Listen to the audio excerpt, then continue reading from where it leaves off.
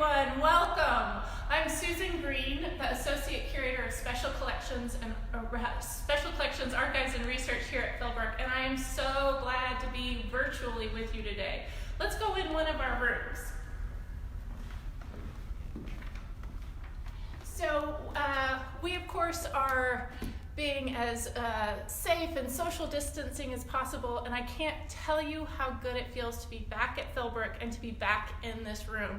And what we wanted to do was give you a little bit of a curator tour, a little snippet of our galleries that we miss so much as we're working from home, and we know you guys miss as well. So I'm going to walk through this space. This is one of our galleries. This was our original living room, and then we're going to look at the way it was in 1927 when the house was built, and then look at how it is today. So I hope you're in with me, and we hope we're going to have fun. So one of the things we wanted to do with this sort of room with a view take on Villa Philbrook is to start with our living room. We figured that you probably were in your living rooms as we're here today in the Villa living room. So the living room is usually the heart of the home, and so from our living room to your living room. So this was, of course, the Villa Philbrook was built in 1926-27. The family moved in probably 1927, and this was their living room. And so here is a historic image of what it looked like in probably about 1930 or so when they lived here. You can see that the wall coverings have the same pattern, the same wall coverings, the fireplace screen, and actually some of the furniture is the same as well. It was a pretty opulent living room, and there are some historic, probably 17th century chairs in the room, but they weren't the only chairs in the room. There's also a comfy couch, there's a lovely settee, and there's this fantastic chaise longue, which you can see right over there. Of course, it's been recovered in the nearly 100 years since the Phillips family lived here. But it is one of our objects here at Philbrook. And we have other of these historic chairs, but some of them didn't stand up so well over 100 years, but we have them here in our collection. But let's look at what it looks like today. So you can see this glowing gold fabric. It's it's a silk that is adhered to the walls. It actually was replaced when we did a renovation of the villa in about 90-91, but we used the same manufacturer, the same pattern, and the same colorway, so we replicated as best we could and kept the sense of the room as much as we could. Something else that is the same is the ceiling. So we have this fantastic painted and carved ceiling and all of these beautiful shapes. The ceiling was carved by craftsmen and then painted by artists called Cooper and Gentiluomo out of New York City. And they came, before the family moved in, Cooper and Gentiluomo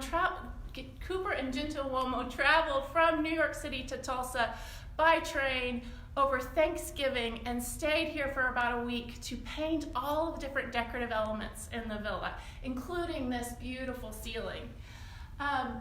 And then another decorative element in the living room is this wonderful fireplace screen.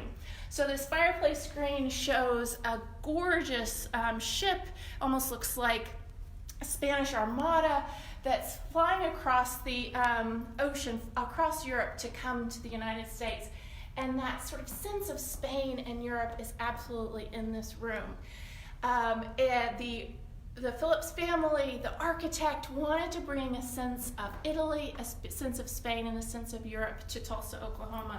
They did that with the ornamentation of the room, and they also did it with a couple of the art objects, including this desk. So if we go over here,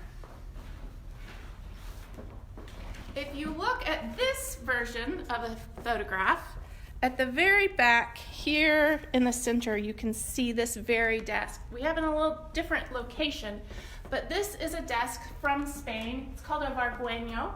It's from the 16th century or the 1500s, and it's this beautiful carved desk with all of these little compartments. It even has a secret compartment.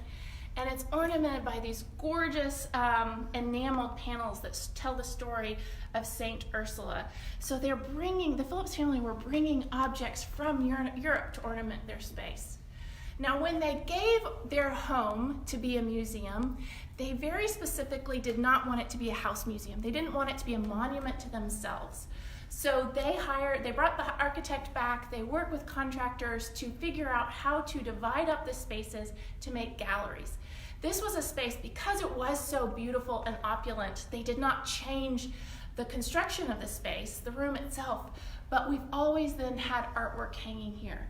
And right now, we are so incredibly lucky to have this group of artwork here in this gallery.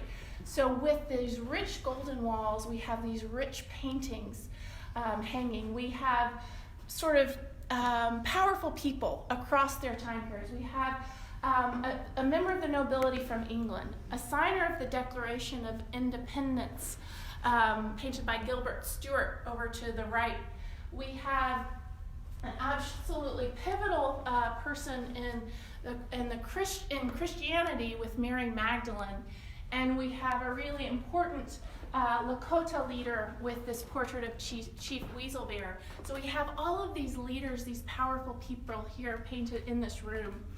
And then we also have this fantastic work, a painting by Kehinde Wiley, this truly spectacular portrait of a man. And if you aren't familiar, Kehinde Wiley very recently painted the portrait of President Obama.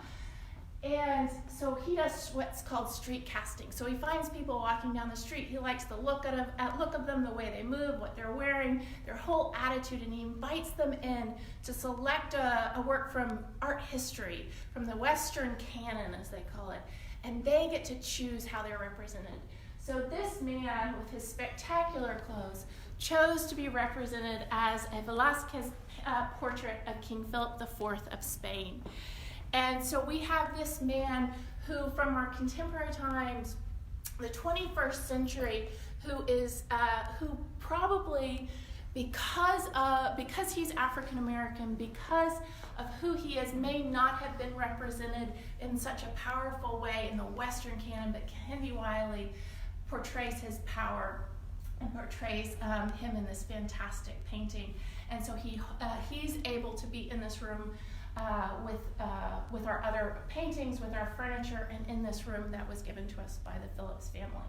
So this is a quick tour, a quick sense of one of our galleries. We hope that your living room is feeling open and has views as well. We would love to know how you're doing. Please make sure that you visit museums and galleries, but do it virtually. Stay home and stay safe, stay entertained, and we hope to see you next time. Thanks so much.